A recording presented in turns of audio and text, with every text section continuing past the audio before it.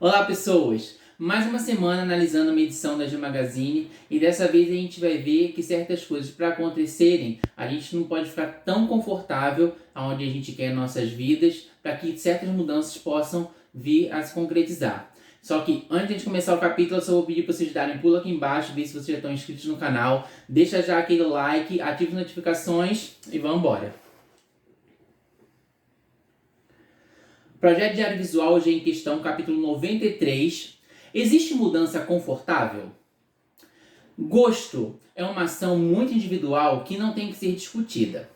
Mas na sociedade em que vivemos, podemos garantir que poucas são as pessoas que gostam de mudanças e têm facilidade de adaptação através delas.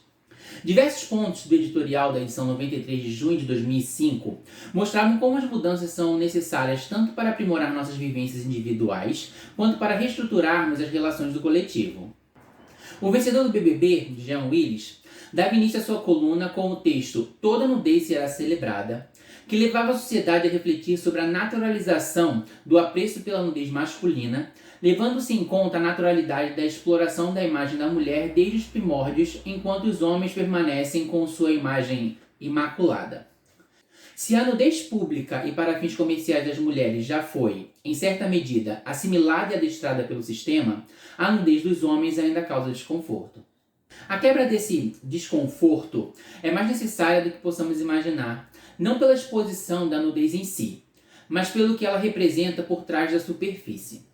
Ela representa a quebra do machismo e do molde patriarcal que normatizou a exposição da imagem feminina por considerá-la digna de exploração, e essa construção da nudez masculina como suja e ultrajante sela os corpos do ser que se considera superior socialmente a ponto de torná-los imaculados, jamais naturalizando a nudez pertencente a este grupo.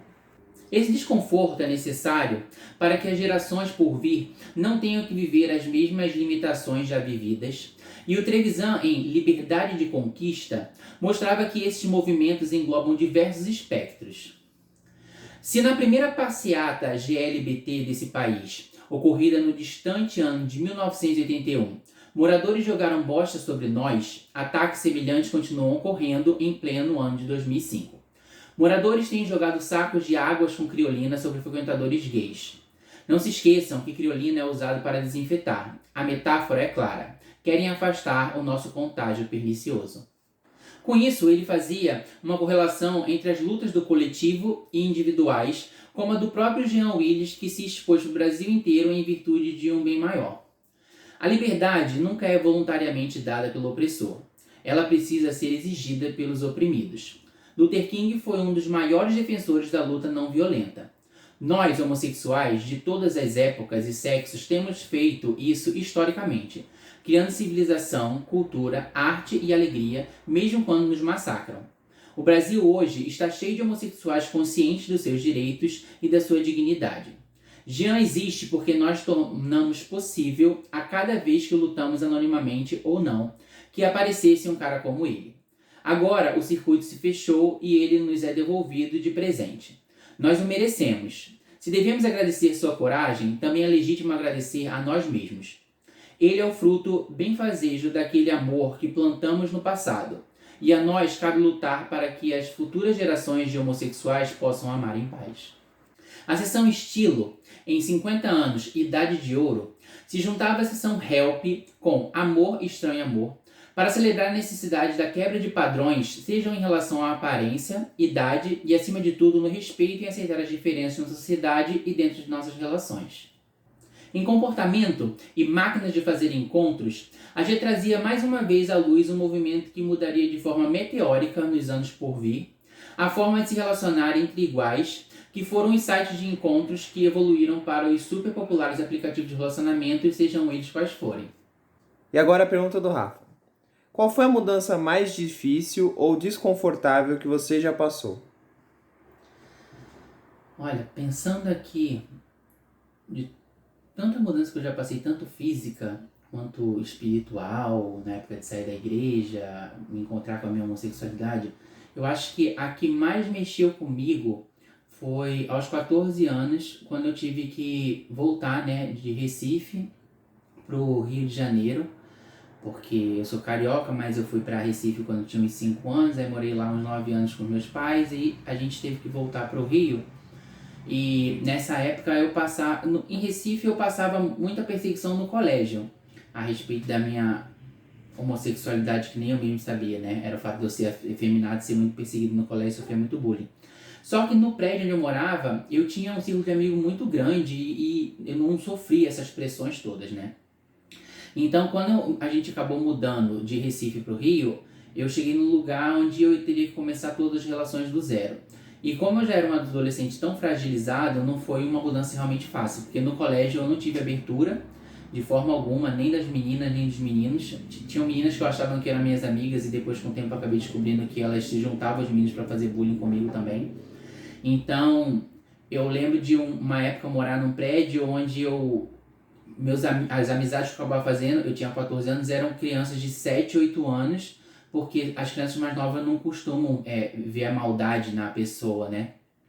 Maldar as coisas e, tipo, me chamar de homossexual pra eles era tipo assim, nossa, tem um menino mais velho querendo andar com a gente, e, tipo, eles achavam super legal.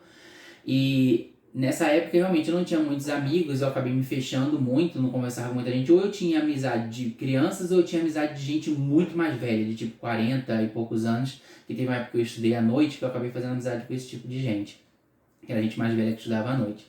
Mas justamente nesse período dessa mudança foi onde minha mente foi levada para os lugares mais escuros, que eu comecei a sofrer um pouco mais de síndrome de pânico e depressão e que eu acabei até pensando em diversos momentos em suicídio.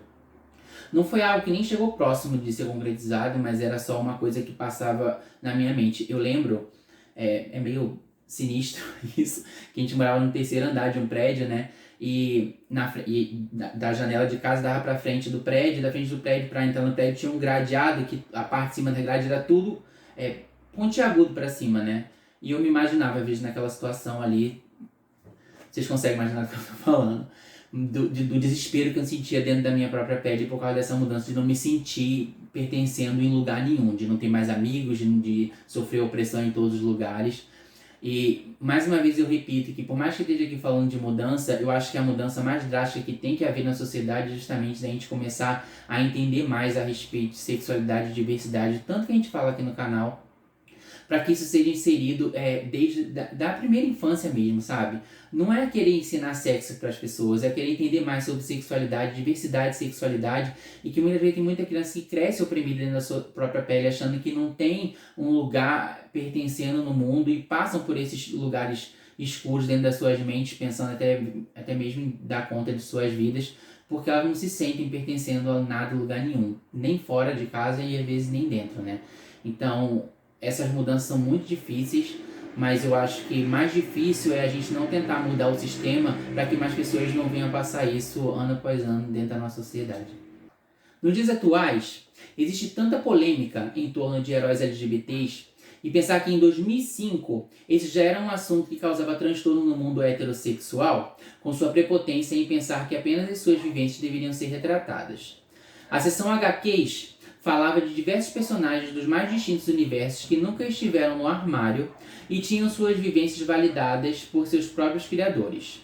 Nas palavras de Stan Lee, nós da Marvel Comics fazemos revistas para todas as pessoas e as personagens em nossos livros representam todas as pessoas. Nos X-Men temos personagens de todas as nacionalidades, temos de ambos os sexos. Entre nós existem gays. Temos um herói gay. Não existe nada de errado com isso e eu estou certo de que heróis gays existem.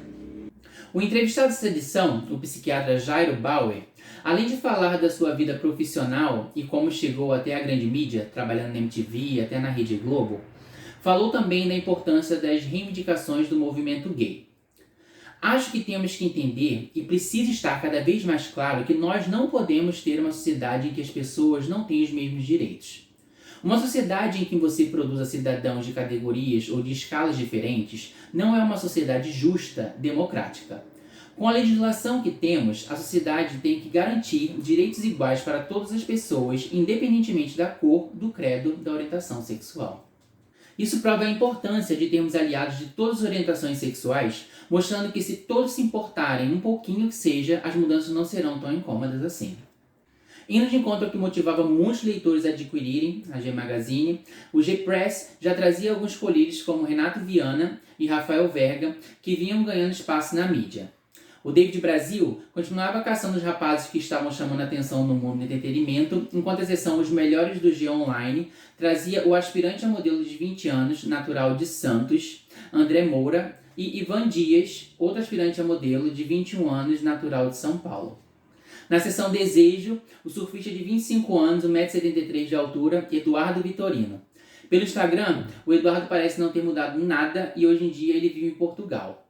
O ensaio de capa, meio morno, ficou com o irmão da vice-campeã do BBB 5, a Grazi Massafera, que foi o Alessandro Massafera. Ele não era do meio e só foi convidado por ser irmão da Grazi para posar para a revista. E por não ter experiência na área, fica bem nítido o desconforto dele em diversas fotos do ensaio. Hoje em dia, ele leva uma vida totalmente fora dos holofotes na cidade de Paranaguá, e assim a gente termina mais esse capítulo. Nesse capítulo a gente falou mais um pouco a respeito de mudanças, e eu acho que mudança não é fácil para ninguém, né? Eu acho que por mais que muita gente goste, tem sempre algum aspecto dentro da mudança que é incômodo. Eu já tive muitas mudanças físicas e também não só de locais, né, morando em lugares diferentes, mas também na minha própria vida. E eu admito que eu não sou uma das pessoas que lida tão fácil assim com mudança, por mais que eu acabe me adaptando de forma mais tranquila, mas a mudança em si é uma coisa que incomoda. Mas eu espero que vocês tenham gostado do capítulo e da abordagem, e que antes de ir embora, dá um pulo aqui embaixo, vê se você está inscrito no canal, deixa aquele like, ativa as notificações. Meu Instagram está aqui embaixo se você quiser interagir comigo por lá. Comenta bastante, compartilha o vídeo e a gente se vê na semana que vem. Até já já!